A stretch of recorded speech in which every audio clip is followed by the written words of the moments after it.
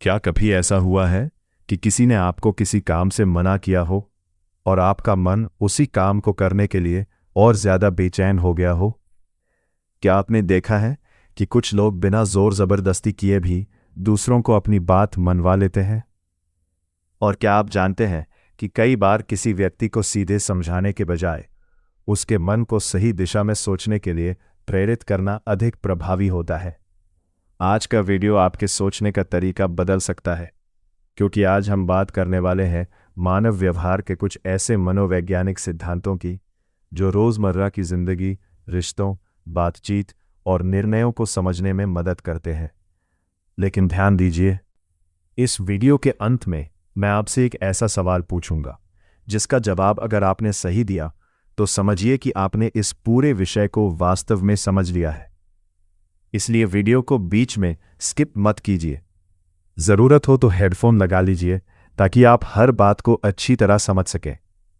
और दोस्तों, ऐसे वीडियो बनाने में काफ़ी रिसर्च, पढ़ाई और मेहनत लगती है। अगर आप जीवन बदलने वाली किताबों, मनोविज्ञान, मानव व्यवहार और सफलता से जुड़ी गहरी जानकारी सीखना चाहते हैं तो अभी KR माइंडसेट चैनल को सब्सक्राइब कर लीजिए और बेल आइकन दबा दीजिए ताकि आने वाली कोई भी महत्वपूर्ण वीडियो आपसे मिस ना हो। Law number 1, illusion of choice. Illusion of choice. यह सिद्धांत कहता है कि किसी व्यक्ति को सीधे आदेश देने के बजाय उसे सीमित विकल्प दिए जाएं। इससे उसे लगता है कि निर्णय उसका अपना है। मान लीजिए एक माता पिता बच्चे से कहते हैं, तुम पढ़ाई करोगे या पहले नहाकर फिर पढ़ाई करोगे। यहाँ दोनों विकल्प पढ़ाई की ओर ही जा रहे हैं, लेकिन बच्चे को लगता है कि फैसला उसी का है। लोगों को नियंत्रण का एहसास पसंद होता है। Law number 2, forbidden fruit effect. Forbidden fruit effect. जिस चीज़ पर रोक लगाई जाती है वह अक्सर और अधिक आकर्षक लगने लगती है। उदाहरण, किसी बच्चे से कह दीजिए, इस अलमारी को मत खोलना। अचानक उसका ध्यान उसी अलमारी पर केंद्रित हो जाएगा। सीख। मनुष्य स्वाभाविक रूप से प्रतिबंधित चीज़ों के प्रति जिज्ञासु होता है। Law number 3, strategic surrender. Strategic surrender. हर बहस जीतना ज़रूरी नहीं होता। कभी कभी थोड़ा पीछे हटना भविष्य में बेहतर परिणाम देता है। उदाहरण, किसी मित्र से बहस हो रही है। आप तुरंत जीतने की कोशिश करने के बजाय शांत होकर कहते हैं, ठीक है, मैं तुम्हारी बात पर भी सोचूंगा। कई बार दूसरा व्यक्ति बाद में खुद अपनी गलती समझ लेता है। सीख। हर लड़ाई लड़ना बुद्धिमानी नहीं है। Law number 4, power of silence. Power of silence. सही समय पर चुप रहना एक शक्तिशाली कला है। उदाहरण, जब कोई व्यक्ति अपनी बात कह चुका हो और आप तुरंत जवाब ना दें तो अक्सर वह और अधिक बोलने लगता है। कई बार महत्वपूर्ण जानकारी भी सामने आ जाती है। सीख। चुप्पी भी एक प्रकार का संवाद है। Law number 5, mirror of narcissism. Mirror of narcissism. लोग अक्सर अपने बारे में अच्छी छवि बनाए रखना चाहते हैं। उदाहरण, यदि आप किसी से कहें, तुम हमेशा जिम्मेदारी से काम करते हो, तो वह व्यक्ति उस छवि को बनाए रखने की कोशिश करेगा। सीख। सकारात्मक पहचान लोगों को बेहतर व्यवहार की ओर प्रेरित कर सकती है। Law number 6, ego challenge technique. Ego challenge technique. कभी कभी हल्का सा संदेह किसी व्यक्ति को खुद को साबित करने के लिए प्रेरित करता है।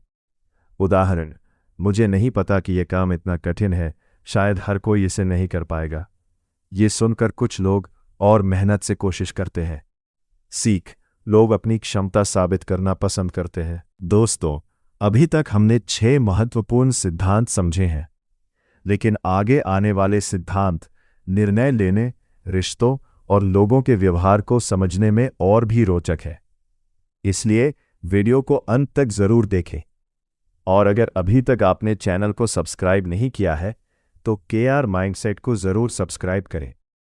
Law number 7, anxiety of freedom. Anxiety of freedom. बहुत अधिक विकल्प कई बार निर्णय लेना कठिन बना देते हैं।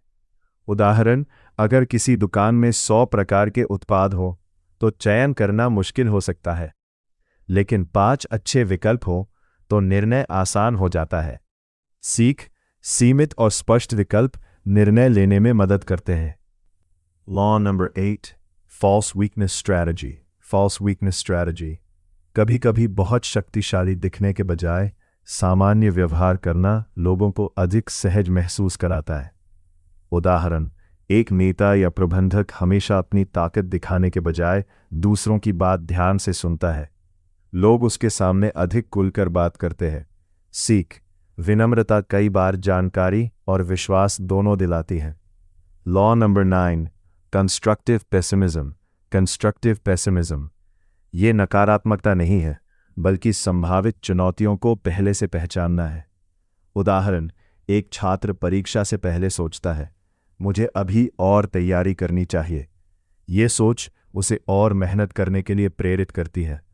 सीख, यथार्थवादी सावधानी प्रदर्शन को बेहतर बना सकती है।